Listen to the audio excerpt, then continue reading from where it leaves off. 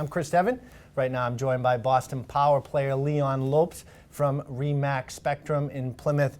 Leon, we're in that stage of the year right now. The new year has passed us. Everybody's trying to get out of the gate.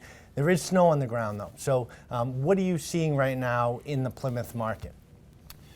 Well, Chris, I think right now in Plymouth, even though there's a little bit of snow on the ground, it's not as bad as it was in 2015. We're really seeing a lot of activity early. This is really going to be an early spring market this year in Plymouth. That's great news because sometimes the snow does slow things down.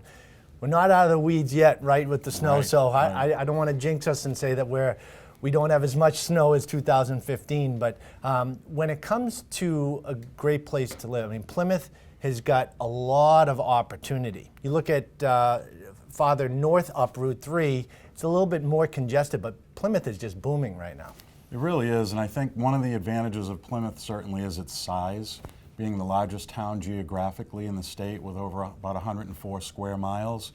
There's a lot of new construction projects going on in Plymouth right now, and anybody watching this video, whether they're looking to buy, whether they're looking to invest, I think Plymouth really has a lot of options for them.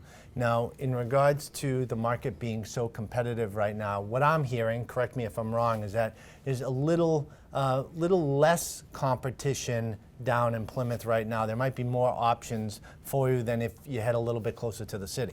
That's true, and I think it really depends mostly on what segment of the market that you're in. For instance, first-time buyers right now in Plymouth, I think the inventory is just as tight as it is everywhere else. We still maybe have more homes on the market, but we do have a lot of first-time buyers looking for homes in Plymouth, and oftentimes they're getting beat out by some other offer. When you tick it up a little bit and get into the mid-range price points, which for us might be like $400,000 to $600,000, I think that there is a little bit of breathing room there. Still not a lot of inventory, but a little bit of breathing room to make up your mind and decide what home you want to purchase. And then in the top tier, you know, say 600,000 and up, you know, certainly the volume of homes is a little bit less in that price point in our area, but you know, there is not a frenzy of, you know, multiple buyers pouncing on homes in that price point. So it's different based on the segment of the market that you're in. And what's really cool about Plymouth is that if you're looking for a waterfront property as a primary residence, you guys have a ton of coastline, right? And if you're in, like, let's say that Hingham, Situate, Cohasset range, I mean, you can't even get anywhere near the water for under 7 figures. So down in Plymouth, there is that opportunity. There really is, and if you don't know that now, hopefully, please take me seriously when I say you can find a waterfront home or a water view home for, you know, half of what you're going to pay in some of those other towns.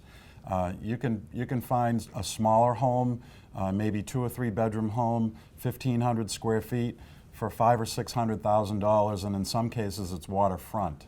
And you know that market like the back of your hand. Thank you, Leon. So if you're in the market down in the Plymouth area and are looking for that waterfront home or just new opportunity at any price point, you can reach out to Leon and his team directly at leonlopes.com. And remember, we have more market updates right here on our page on Real Estate Talk Boston.